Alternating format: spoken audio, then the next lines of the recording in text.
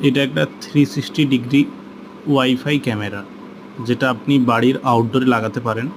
খুব সুন্দর একটা ক্যামেরা, যেটা অনেক দূর থেকেই আমি পরিচালনা করছি ইন্টারনেটের সাহায্যে।